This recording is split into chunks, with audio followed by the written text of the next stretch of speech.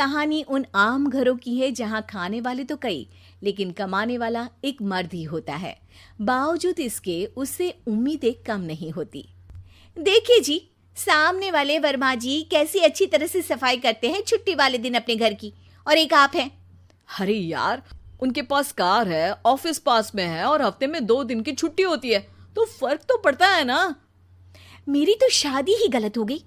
अरे कोई मस्त लड़का मिलता, कमाता भी, घुमाता भी, घर के कामों में भी मदद करता, लेकिन नहीं जी, हमारे वाले को तो कमाने से फुर्सत ही नहीं, और कमाई भी ऐसी कि कोई जरूरत पूरी ही नहीं हो रही है। सुनील बेचारा शीना को देखकर सोचता है कि शीना सही कह रही है। देखने में सुंदर है, घर का सारा काम कर लेती है, उसे तो कोई भी अच्छा लड़का मिल सकता था। क्या सोच रहे हैं? भागने का इरादा तो नहीं है? अरे नहीं मेरी प्यारी बीवी, मैं तो नहीं, पर डर है कि तुम नहीं कहीं भाग जाओ मुझे छोड़कर। शीला सुनील के मुंह से प्यार भरी बात सुनकर मुस्कुराती है। आप भी ना। सुनील एक दिन ऑफिस से घर आता है कि तभी शीना कहती है, सुनिए जी, वो मेरी सहेली आई थी, सारा दिन वो लोग यहीं थे, अब जा रही थी तो मैंने कहा नहीं नहीं, मेरे पति छोड़ आएंगे ना तुम्हें, तो रोक लिया मैंने। सुनील थोड़ी देर कुछ सोचता है, फिर कहता है, ठीक है, मैं कपड़े चेंज करके आता हूँ। अरे तेरे पति को तो लग रहा है कि अच्छा नहीं लगा। अरे नहीं नहीं, ऐसी कोई बात नहीं है, रुको मैं अभी उन्हें घर के कपड़े देकर आती हूँ। शीना अंदर जाती है जहां सुनील पलंग पर लेटा होता है। अरे क्या मजाक है, वो कह रही है कि आपने मुंह बना लिया।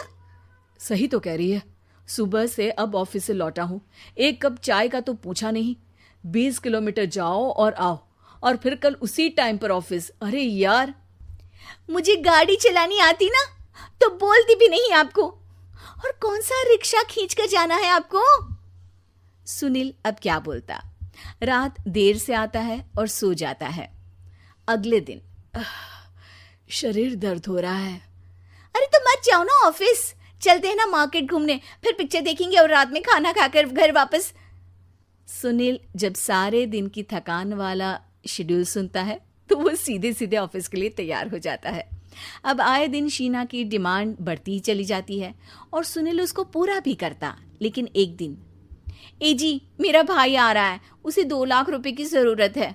हाँ तो मैं क्या करूं शीना, मेरे पास इतने रुपए नहीं है। हाँ हाँ पता है नहीं है, लेकिन किसी से लेकर तो दे सकते हो ना। अरे मैं किससे मांगू, मेरे तो जानने में भी कोई नहीं है जिसके पास इतनी बड़ी रकम हो। तभी वहां शीना का भाई शीनू आ जाता है। जीजा जी कैसे हैं आप? अब मैं ठीक हूँ शीनू, अचानक इतनी बड़ी रकम की जरूरत कैसे पड़ गई? अरे जीजा जी, वो बिजनेस शुरू किया ना, तो उसके लिए पैसे की जरूरत है, काफी हो चुका है, थोड़ा पैसा बचता है तो मैंने सोचा आपसे ले लूं। अब देखो, मेरे ऑफिस में कुछ लोग हैं जिनकी सेविंग अच्छी है, मैं उन लोगों से बात करके देखता हूँ। सुनील ऑफिस से किसी से पैसे लेकर शीना को दे देता है। शीना वो पैसा भाई को दे देती है 2 महीने बाद।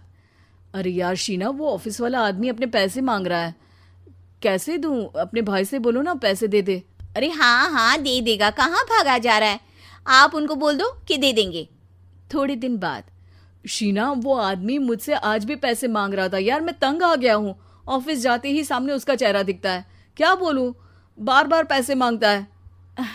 अच्छा मैं शीनू को फ़ोन लगाती हूँ, बात करके देखती हूँ। शीना भाई को फ़ोन करती है लेकिन वो फ़ोन उठाता ही नहीं। लगता है भाई कहीं ऐसी जगह है जहाँ नेटवर्क की समस्या होगी। सुनील अगले दिन दोपहर को ही घर आ जाता है। उसका चेहरा उतरा और परेशान सा होता है। वो रोने लगता है। अरे क्या हुआ जी, आप इतना परेशान क्यों हैं? सब ठीक तो है ना? अरे नहीं शीना, कुछ ठीक नहीं है, मैं ठीक नहीं हूँ। तुम्हारे भाई के लिए मैंने जो पैसे लिए थे, उस आदमी ने आज भरे ऑफिस में सबके सामने मेरी बेइज्जती कर दी। सबके सामने आज मैं कर्जदार बनकर खड़ा था। मैंने हर वो प्रयास किया घर चलाने के लिए जो मैं कर सकता था, लेकिन अब नहीं होगा। वो फिर रोने लगता है। अरे आप तो औरतों की तरह रो रहे हैं, मर्द हैं आप। क्यों, आदमी के सीने में दिल नहीं होता, या फिर वो इंसान नहीं मशीन होता है? अरे मैं थक चुका हूँ शीना, तुम समझती क्यों नहीं? मैं भी शारीरिक और मानसिक रूप से थकता हूँ, मैं भी आराम करना चाहता हूँ, सुकून चाहता हूँ। मैं अब कुछ नहीं कर सकता। कुछ नहीं। वो बैठ जाता है। शीना पति को हैरान परेशान देखकर चुप हो जाती है। अगले दिन, सुनिए, ये लीजिए 2 लाख रुपये, उस आदमी को दे दीजिए और बोल दीजिए कि आज के बाद किसी को पैसे के लिए बेइज्जत ना करे।